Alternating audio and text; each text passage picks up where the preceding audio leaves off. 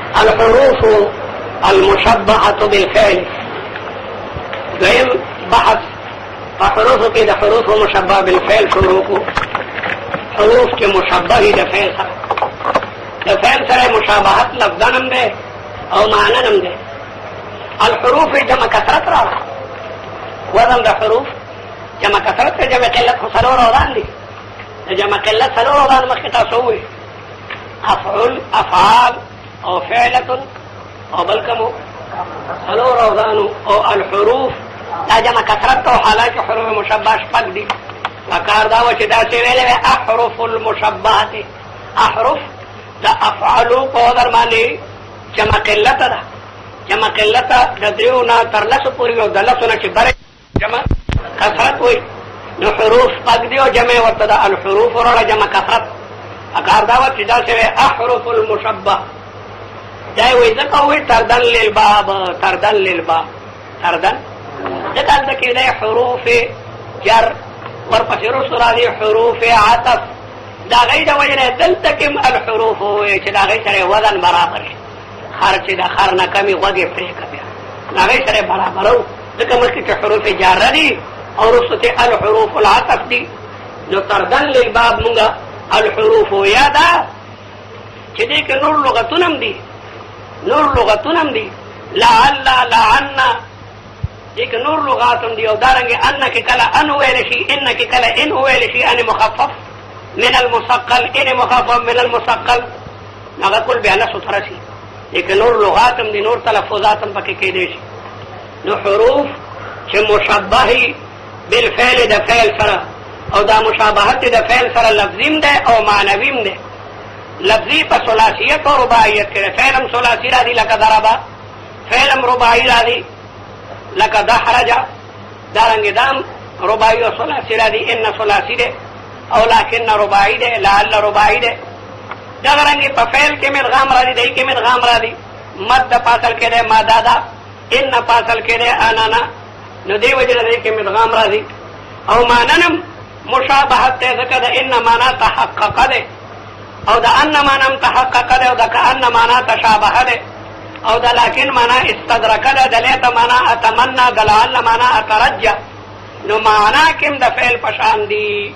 نو دا حروف مشابه شو د فعل سره. مشابهت ته په دوه قسمه ده، لفظیم ده او معنویم ده. لفظي په څه کې ده ثلاثیت او په رباعیت کې او په ادغام کې، په ادغام کې. او معنویم ده ځکه چې د دې معنا د فعل ده. د ان او د ان معنا تحقق، او د کأن معنا تشابه، او د لکن معنا استدرک، او د لیت معنا اتمنى، او د لعل معنا اترجى. بل دا چې فعل داخليږي په اسم، دیم داخليږي په اسم. چې ضربا زیدون عمرن،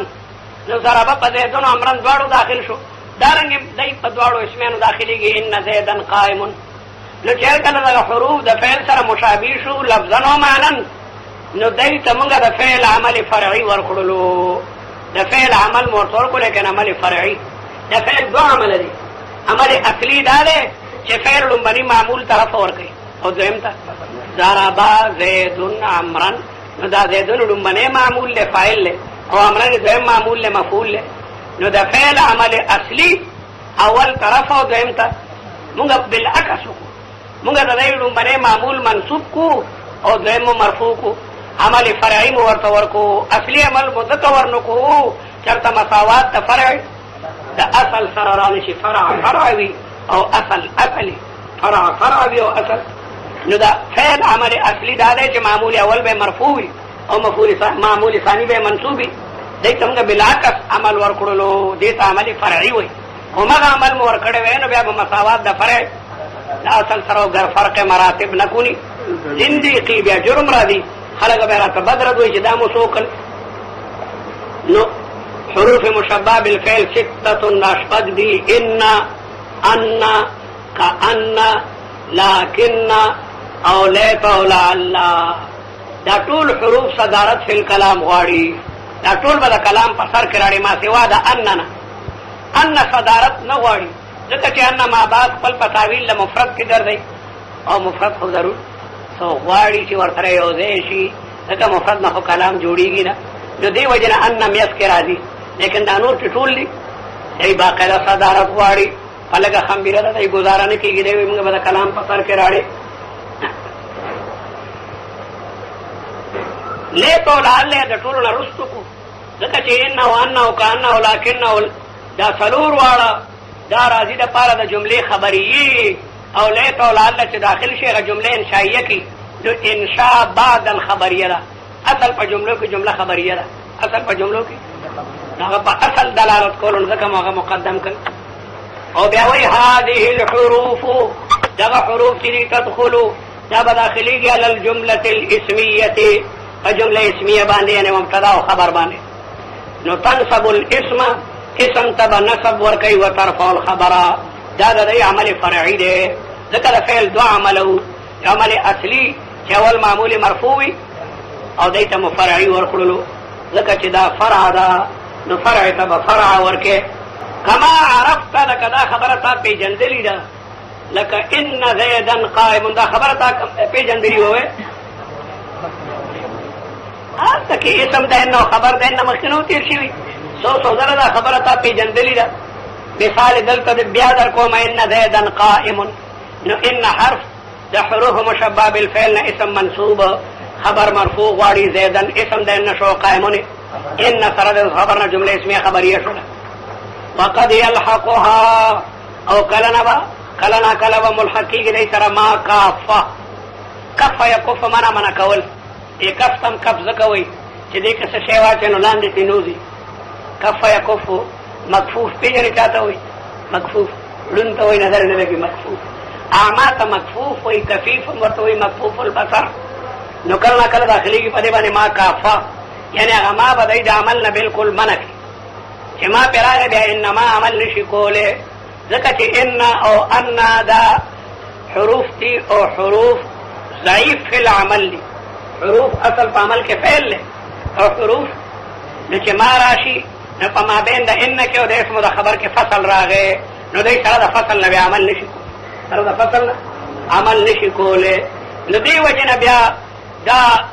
په جمله باندې فعلیه باندې بیا داخلول شي فتکفها دغه ما به منع کی دی یعنی العمل د عملنا دغه چې په ما بین د عامل او د معمول کې فصل راغی په ما سره اصل کې هو ان زیدنو نو چې دا انما او نو دا ان او د زید په مېز کې میم در ما دا حائل راغی تدخلوا دا به داخليږي په افعال باندې دا په افعال باندې بیا چې کومو داخله یې تقول انما قام زید انما کله چې ما ورسره نو بیا د په فعل نشي داخلوله بیا به لازمان په اسمانو داخله او چې ما راغی نو بس انني عرف خطاکن نو په فعل ور داخل کو انما حرم عليكم الميتة والدم قرآن کې راځي انما حرم فعل وعلم عليك بلا خبر ازدکا ان مكسورة الحمزة ان چې مكسورة الحمزة وي یعنی ان نو دا معنا د جمله مضبوطی معنا د جمله کې فرق نه راولي ان مکسوره الحمزه اغه ان چې حمزه پکې مکسور والی لا تغير دا نه بدلی معنا الجمله بل تؤكدها بلکې معنا د جمله خم مقرر کوي او مضبوطی ان سم د نر بچی کنه جمله سم جمله کې کلکه چې هغه بیا ورو خدي نه خو جمله تؤكدها او ان بیکار ده ان بیکار ده جمله په تعویل له مصدر کې ده جمله ختمه کی جمله وا او دې ته بیا مفرد جوړ کو نو ان کمزور ده وان مفتوحه الحمزه ان چې حمزه پکې مفتوح والے ما بعدها من الاسم والخبر في حكم المفرد ذکر دغه ان دا انصر مشابه ده نو انم فعل څه ګرځولو مصدر ګرځولو دا رنګه ان بم جمله ثابته مصدر کی ولذلك دغه وجنه چې ان وان کې فرق ده ان جمله مضبوطی او ان جملین مفرد جوړی نو یجب الکسر کسر واجب ده اذا کان کله چې راشي پسر د کلام کې به ان راځي ان زیدا قائم وبعد القول او د قول نه پس ان راځي دغه قول مقوله غواړي او مقوله نی مگر جمله مقوله نی مگر نو جمله سره مناسب سدي ان ذلك ان جمله سمک لك کی سم جمله کی قالو ما تو مقوله راړو مقوله نی مگر جمله وبعد القول الله تعالی وی قال انه يقول انه دا قال نه پس راغله قال موسی علیہ السلام وی انه يقول الله تعالی فرمائی انها بقره دا داسې یو غوا ده لا فارض ولا بکر عوان بین ذلک. نو قال نه پس ان راغی. نو د خدای په خدایي کې د مشرق نه تر مغربه پورې ګوره کدا قال نه پس ان راغی چې ان نو وایي ګوره بعد طالبان قال او یو نه پس ان راغلی ان ویل استاد ته پدې مخ یو سپېړو باسي چې تا نحو څه د پاره ویلی و نحو خدای دې د پاره ویلی و چې دا قال نه پس به ان یو ته لګیا دی ان وس ما کتل یو استاد دی او طالب نه سم شاکست تا نحو ویلی څه د پاره ده. نو د خدای په خدای کې ګوره چې قال رالو خیال کو ګوره او دسته مات نشي کني نحوی بدر ته کافر وي چې کافر د نحوی د قانون لګ یو کافر خو شرعي یو کافر نحوی وي چې د نحوی قانون نه مني. نو انه یقول انها بقره دو ځایونه شو پسر د جملې کې چې راغلی نو ان بوای ان بچرم نه وای ځکه چې کلام بالمفرد دا مفید د فائدې نه وي. یو سړی چې یو کلام ذکر کوي په کار چې مخاطب ته فائدہ ورسي مفردات نه څوک بحث نه کوي. دویم دا چې دا قال نه پس راغلی نو په پټو سترګو به ان نه وي او کچالي کله ان نه نوم باندې وګوره عاقل پسې نقطه نه میرا ود او خيار نقطو پسې نه دي تا د علم دې لپاره کړل چې غلط عبارت به ټیک کې. او دریم وبعد الموصول د موصول نه پس هم ان وای دغه موصول سله غواړي موصول او سلنی مگر جملوي سلنی مگر قول سغواړي مقولنی مگر جملوي موصول سغواړي سلنی مگر جمله. نو د موصول نه پس هم ان وای لك الذي انك ضربته ماته او تا چې کوم طالب والا هغه مر شو ظالم داسري والا په سر لګیا دی جنازه کیږي الذي انك ضربته کوم بچي چې تا والا او ماته هغه لګیا دی مر شو. الذين پس به انك وای لك ما رايت الذي ما ندل هغه سره انه في المساجد چې هغه په جمعتونو کې دی هغه سره چې په جمعتونو کې ما بیا ونه کتو. بل واذا كان في خبرها اللام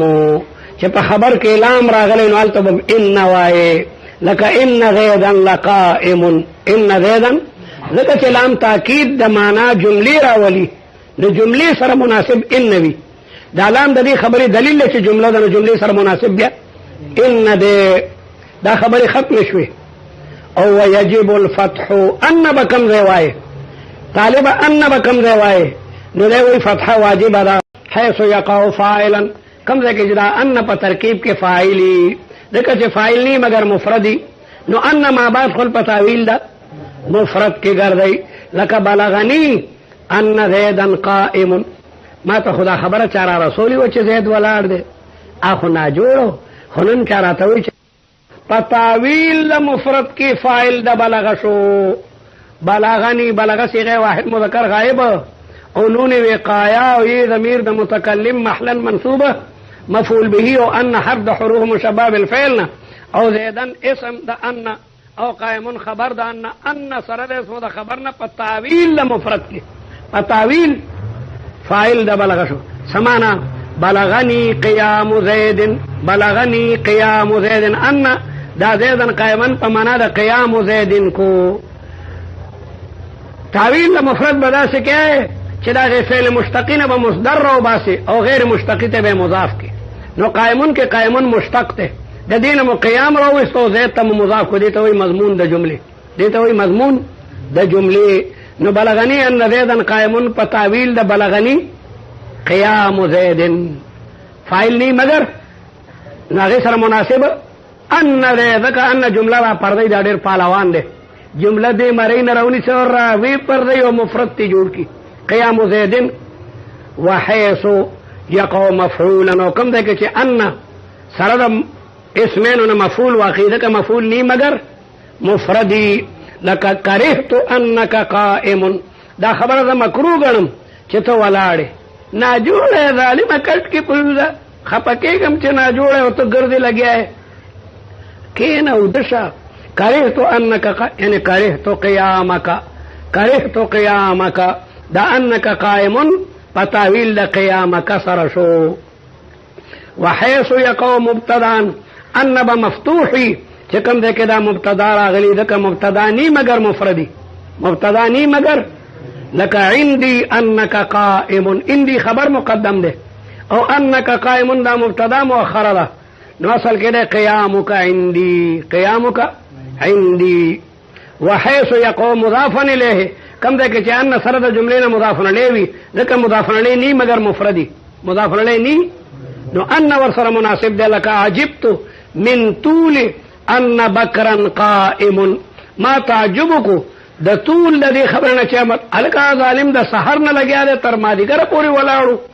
ډېر لوی طاقت ته پکې دومره خو سړی نشي ودرېدی. عجبت من طول قیام بکر ان بکرا قائم معنا څه شو؟ قیام بکر. عجبت من طول قیام بکر دا تاویلات برابر صحیح درته کله به درته سوال کې راشي چې د بلغنی ان زیدن قائم تاویلک اصل کې دا څه جوړیږي، او د کرهت انک قائم تاویلک او عندي انك قائم باقاعده تعویل بکه، او عجبت من طول ان بکرا قائم تعویل بسنګ کې عجبت من طول قیام بکر. وحيث يقوم مجرورا او کوم ده کې چې دا ان مجرور راشي ځکه حرف جر نه داخليږي مگر پیسې مفرد باندې، حرف جر نه داخليږي مگر پیسې مفرد باندې. نو پدې ده کې بهم ان وایلک عجبت من ان بکرا قائم، نو ان بکرا قائم پتاویل د بک. عجبت من قیام بکر، عجبت من قیام مضاف مضاف الیه مفردی، مضاف مضاف الیه جمله ده که مفرد ده؟ مفرد ده کنه، مضاف مضاف الیه خو جمله نه ده، دوه ټکي دي لیکن ده مفرد دغه مرکب تام خو هغه ته وایي چې په هغه باندې سکوت صحیح وي. غلام زید سمانه اس پتن لګي غلام د زید مرده کو جو ده او کراغه. نو وبادلو او پستلو شرطینا بم ان راضی ذکر لو شرطیه داخليږي په فعل داخليږي، نو معلومیږي دا ما بعد فاعل له لك لو انك عندنا کتمون سره نو موږ واسطه عزت کړو. اصل کې لو ثبت کدا ثابت شي چې تمون سره نه بیا ګوره چې موږ واسطه عزت کوو کنه کو، نو دا انك فاعل له دا ثبت د پاره د کلو داخليږي په فعل باندې او دلته فعل نشتا، نو موږ ورته ثبت مقدر راوستو. او پس لولانا لك لولا انه حاضر لغاب زید، کاش کاغه حاضر وې نو زید بغایب شوی او ځکه زید داغه نه یریدو. نو لولا امتناعی راځي او لولا د تحذير د پاره راځي. یو لولا امتناعی ده لولا علی لهلك عمر، هغه لولا امتناعی ده. او لولا ضربت زیدن ده دی ولونه والو، نو لولا امتناعی مبتدا او خبر غواړي، او لولا تحذيريه فعل غواړي، نو مبتدا مفردی او چې کوم شی فعل غواړي نو غنی مگر فاعل هغه مفردی. ويجوز العطف طالب بل خبر از دکا عطف جائز ده په اسم د ان مکسوره باندې بالرفع والنصب، یو شی په اسم د ان معطوف کې ناشنغر د خوخی ده، که په لفظ باندې عطف کې نو سبای اسم د ان لفظن سره منصوب ده کنه، نو که عطف په لفظ باندې کې نو معطوف بسی منصوب بای کنه کو تکانو بالکل معلومیږي جوړ بل طرف ته لاړی. خشب مسنده، خشب مسنده منافقان وي تش لرګي دي دا غټ لرګي چې دیوال سره ولاړی، نو که دیوال ته لري کې تاسو بالکل نن سبا خشب مسنده ما خاله سبق ډیر شو. پس تلولانا او دارنګي ويجوز العطف على اسم ان يا ان على اسم ان المكسوره بالرفع والنصب باعتبار المحل واللفظ. تچوي ان زيدا قائم زيد ولار ده او دا امر په تفکین و امرن وایا ان زيدا قائم و امرن، دا امرن په چا معطوف کو په زید باندې لفظ د زید سره، او کوئی طالب وای ان زيدا قائم و امر نو محل د زید سو زید اصل کې سو اصل کې خدا مبتدا و انما پیرا وسته ده، اصل کې خدا مبتدا نو عطف على لفظ زید تقاضا د دې خبره کوي چې امرن منصوب کا او عطف په محل د زید باندې تقاضا د دې خبره کوي چې مرفوع کا ځکه اصل کې دا مبتدا وا نو دې کې دواړه خبرې جایز دي ان زیدن قائم وعمرا یا ان زیدن قائم وعمر نو عمرن مو چې نو په لفظ د زید باندې معطف کو او عمرن مو چې نو په محل د زید باندې معطف کو ځکه اصل کې دا مبتدا وا او دومره سبق کافی دی سبق وای سبق څنګه مخکې او که سبق ته کو ورق او بچو پړق او ټول بدیهی شي خذ الفا وقل الفا الف له زرزله وایا نو بیا بدل خذ الفا وقل الفا الف زرزله وایا سبق دومره کافی دی